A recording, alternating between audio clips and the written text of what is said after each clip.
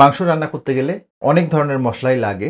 সমস্যা হচ্ছে বাসাবাড়িতে মাংস রান্না করতে গেলে সব ধরনের মশলাগুলো অ্যাভেলেবেল থাকে না। জি প্রিয় দর্শক, আসসালামু আলাইকুম। আজকে মাংসের এমন একটা রেসিপি থাকছে, এই রেসিপিতে যে সমস্ত মশলা ব্যবহার করব, যে মশলাগুলো অলমোস্ট প্রত্যেকটা বাসাতেই থাকবে। ছোট্ট একটা রেসিপি, আশা করব রেসিপিটা শুরু থেকে শেষ পর্যন্ত দেখবেন। চুলে একটা পাতিল গরম করে নিয়েছি, 100 ml মতো রান্নার তেল দিয়ে দিব।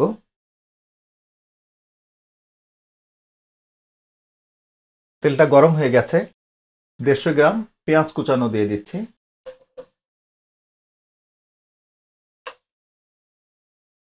পেঁয়াজগুলোর কালার পরিবর্তন হওয়া পর্যন্ত এগুলোকে একটু ভেজে নিলাম।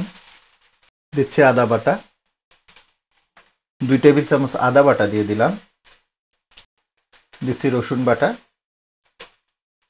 রসুন বাটাটাও 2 টেবিল চামচ দিয়ে দিলাম।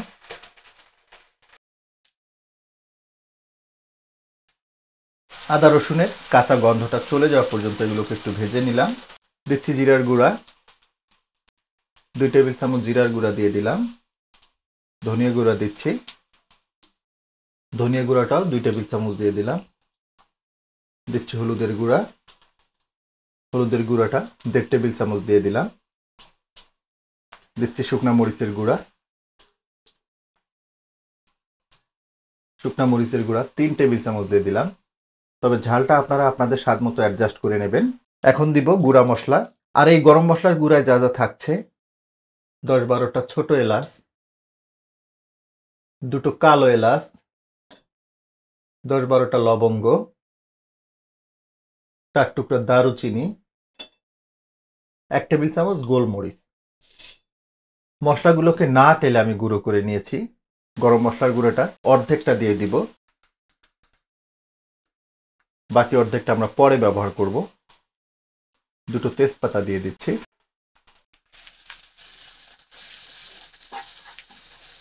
শুকনো মশলাগুলো যাতে পুড়ে না যায় একটু পানি দিয়ে দিব।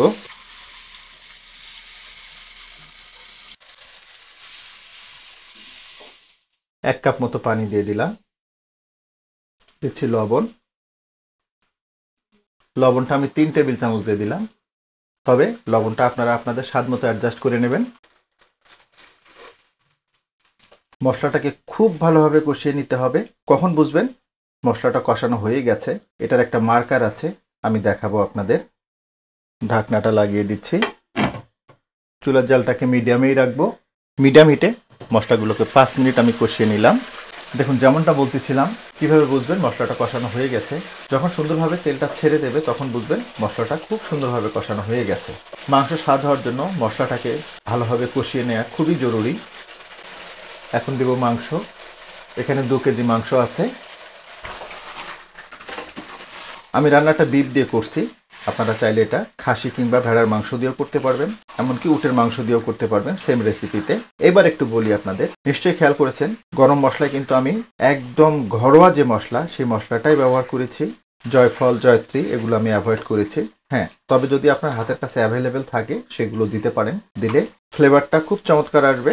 আমার কাছে অসংখ্য রিকোয়েস্ট এসেছিল এই রেসিপিটার জন্য, যে যারা বিদেশে থাকেন কিংবা ব্যাচেলর, তাদের সব ধরনের মশলা অ্যাভেলেবেল থাকে না, তো তারা রেসিপি করতে গেলে এই সমস্যাটা ফেস করেন। দ্যাটস ওয়াই আমি এই রেসিপিটা আপনাদের আজকে করে দেখাচ্ছি। মশলাটার সাথে মাংসগুলোকে খুব ভালোভাবে মাখিয়ে নিলাম। ঢাকনাটা লাগিয়ে দিচ্ছি। প্রথম 10 মিনিট মাংসটাকে আমরা হাই হিটে রান্না করে নিব। তবে অবশ্যই মাঝে মধ্যে ঢাকনা উঁচু করে নেড়ে দেবেন, যাতে কোনো অবস্থায় তলায় না লেগে যায়। হাই হিটে মাংসটাকে 10 মিনিট রান্না করে নিলাম। দেখুন মাংসটা থেকে কতটা পানি ছেড়ে দিয়েছে। মাংস রান্নার সময় যখন হাই হিটে রান্না করা হয় তখন কিন্তু হঠাৎ করে মাংসটা তলায় লেগে যায়। এজন্যই মাঝে মধ্যে ঢাকনা উঁচু করে নেড়ে দিতে হয়। আর মাংস যদি একবার তলায় লেগে যায় বা পুড়ে যায়, তাহলে কিন্তু মাংসের যে স্বাদ বা গন্ধ সবই বরবাদ হয়ে যায়। তো এখন আমরা চুলার জালটাকে মিডিয়ামে নিয়ে আসবো। আর মিডিয়াম হিটে কতক্ষণ রান্না করতে হবে তার একটা ধারণা দিয়ে রাখি আপনাদের। নিয়ার অ্যাবাউট 20 থেকে 25 মিনিট। এই সময়টা কারো কারো ক্ষেত্রে কম বেশি হতে পারে, তবে এটা বোঝার সহজ উপায় হচ্ছে মাংসটা থেকে যখন দেখবেন খুব সুন্দরভাবে তেলটা ছেড়ে দিয়েছে, তখন বুঝবেন মাংসটা কষানো খুব সুন্দরভাবে হয়ে গেছে। আমি দেখাবো আপনাদের।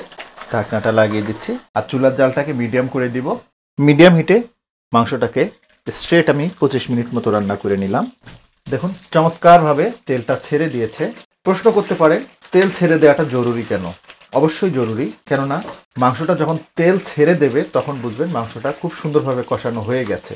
যদি তেলটা ছেড়ে না দেয় তার মানে বুঝতে হবে মাংসটা কষানো হয়নি। মাংস ভালোভাবে না কষিয়ে যদি সিদ্ধ করার জন্য পানি দেওয়া হয় তাহলে মাংসের কিন্তু স্বাদটা অনেকটাই নষ্ট হয়ে যায়, পাশাপাশি মাংসটা সিদ্ধ হতেও অনেকটা সময় বেশি লাগে। চমৎকারভাবে মাংসটা কষানো হয়ে গেছে। এখন এতে দিয়ে দেব পানি, তবে পানিটা অবশ্যই গরম পানি, কোনো অবস্থাতেই ঠান্ডা পানি দেওয়া যাবে না। কষানো মাংসে ঠান্ডা পানি দিলে মাংসটা সিদ্ধ হতে কিন্তু সময় বেশি নেবে। আমি 2 কাপ মতো গরম পানি দিলাম।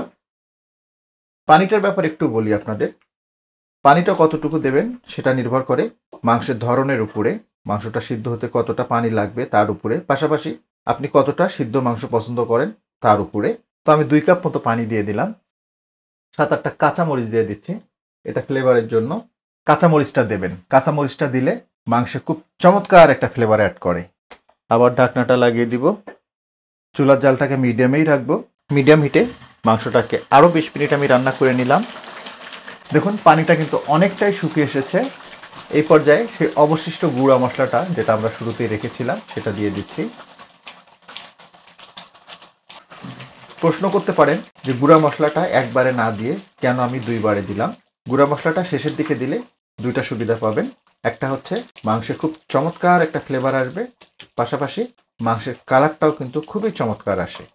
আরেকটা বিষয় বলে রাখি আপনাদের, অনেক সময় আমরা যেটা করি, এই পর্যায়ে আমরা মনে করি যে মাংস রান্নাটা হয়ে গেছে, মনে করে নামিয়ে ফেলি, কিন্তু আসলে মাংস রান্নাটা কিন্তু এখনো হয়নি। কখন বুঝবেন আপনার মাংস রান্নাটা একদম পারফেক্টলি হয়ে গেছে? যখন মাংসটা থেকে তেলটা পর্যাপ্ত পরিমাণে ছেড়ে দিয়েছে তখন বুঝবেন মাংস রান্নাটা হয়ে গেছে। যে কোনো ধরনের মাংস রান্নায় এটা মনে রাখবেন, যতটুকু তেল দেবেন পুরা তেলটুকু মাংসকে ছেড়ে দিতেই হবে। যখন ছেড়ে দেবে তখন বুঝবেন মাংস রান্না কমপ্লিট হয়ে গেছে। আমি দেখাবো আপনাদের। ঢাকনাটা লাগিয়ে দিব, আর এই পর্যায়ে চুলার জালটাকে একদম লো করে দিব, আর একদম লো হিটে মাংসটাকে স্ট্রেট 10 মিনিট আমরা দমে রাখবো। একদম লো হিটে মাংসটাকে আমি 10 মিনিট দমে রেখেছিলাম। দেখুন এবার মাংসটা থেকে কত চমৎকারভাবে তেলটা ছেড়ে দিয়েছে। যখন এরকম মাংসটা থেকে তেল ছেড়ে দেবে তখন বুঝবেন মাংস রান্নাটা কমপ্লিট হয়ে গেছে। দেখুন মাংস রান্নাটা করতে আমাদের টোটাল সময় লাগলো 1 ঘন্টা 5 মিনিট। 1 ঘন্টা থেকে 1 ঘন্টা 20 মিনিটের ভিতরে মূলত মাংস রান্নাটা কমপ্লিট হয়ে যায়। নিজেরাই দেখলেন একদম ঘরোয়া মশলায় যতটা সম্ভব সহজভাবে মাংস রান্নাটা করে দেখানো সম্ভব আমি দেখিয়েছি। আশা করব মাংস রান্নার এই রেসিপিটা আপনাদের অনেক উপকারে আসবে। সেই সাথে যদি ভালো লেগে থাকে তাহলে লাইক, শেয়ার এবং কমেন্ট করতে ভুলবেন না কিন্তু। তো আজকে এ পর্যন্তই। সবাই অনেক ভালো থাকবেন, সুস্থ থাকবেন, নিরাপদ থাকবেন। আল্লাহ হাফেজ।